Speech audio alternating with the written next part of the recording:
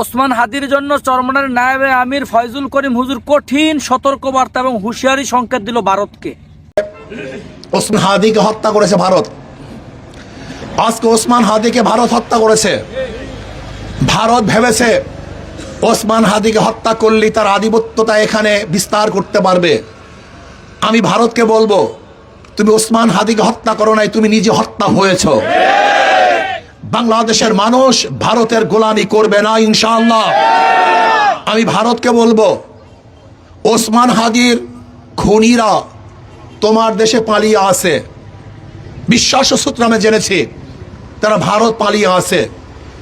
যদি ওসমান হাদির খুনিদেরকে বাংলাদেশে ফেরত না দেওয়া হয় তাহলে ইনশাআল্লাহ ভারতের সাথে সমস্ত কূটনৈতিক সম্পর্ক আমরা ছিন্ন করবো ইনশাআল্লাহ। ভারতের সাথে কোনো সম্পর্ক থাকবে না। আমাদের শত্রু, আমাদের দুশ্মন, আমাদের খুনিদের আশ্রয় প্রশ্রয় স্থল হলো ভারত। একদিক দিয়ে চরমনার নায়েবে আমির ওসমান হাদির জন্য হুঁশিয়ারি সংকেত দিয়েছে, অপরদিকে হাফিজুর রহমান সিদ্দিকী হুজুর তার জন্য মন থেকে দোয়া করতেছেন।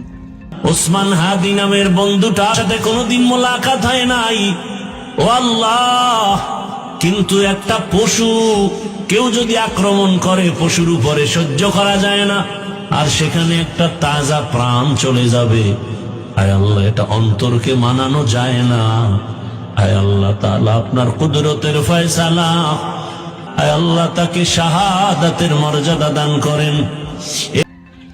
মুরব্বীরা বলতেন, এমন জীবন তুমি করিও গঠন, মরিয়া হাসিবে তুমি কাঁদিবে ভুবন। ওসমান হাদির বেলায় কিন্তু ঠিক তেমনটাই করছে।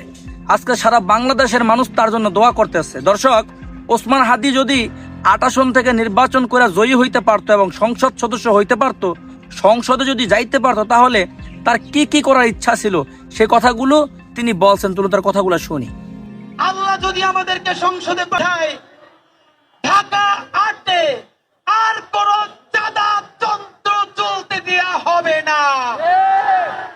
যেইখানে চাঁদা শুনবো, আপনারা দেখেন না আমরা কি পারি না পারি, গত ১.৫ বছরে দেখেন নাই? এই ওসমান হাদি এবং তার ভাই বোনেরা আল্লাহ ছাড়া এই জমিনের নিচে আর কাউকে ভয় পায় না। অনেকেই আমাদেরকে বলে, ভাই নির্বাচনের পরে কেমনে থাকবেন? আপনাদেরকে একটা কথা বলি, যাদেরকে আপনারা বড় মাস্তান মনে করেন, এই মাস্তানেরা যদি মাস্তানি হইতো, এই মাস্তানেরা মাস্তানি কইরা হাসিনারে পতন করতে পারতো।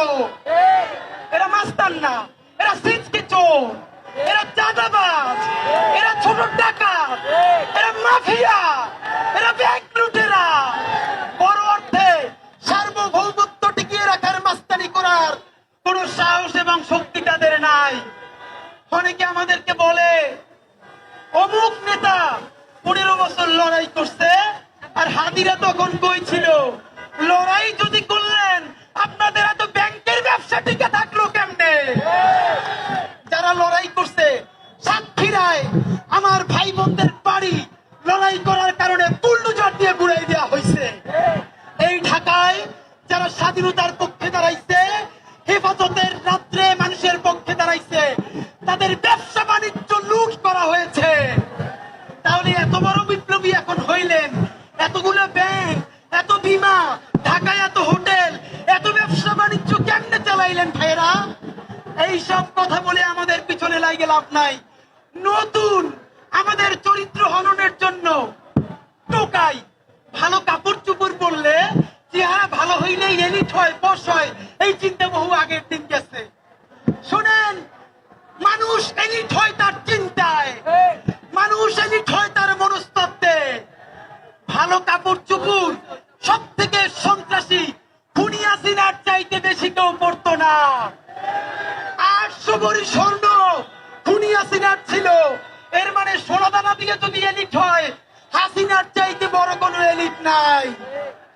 নতুন এলিট সম্ভ্রান্ত, সম্ভ্রান্ত এবং সম্মানিত, এর সংখ্যা ঠিক করবে। কে কত সৎ, দায়িত্ব নিয়ে বলছি, চ্যালেঞ্জ করে বলছি। অনেকে বলেন আমরা নাকি সততা সেল করি।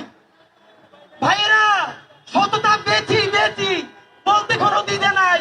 যদি সাহস থাকে আপনারাও সততা বিক্রি করে দেখান।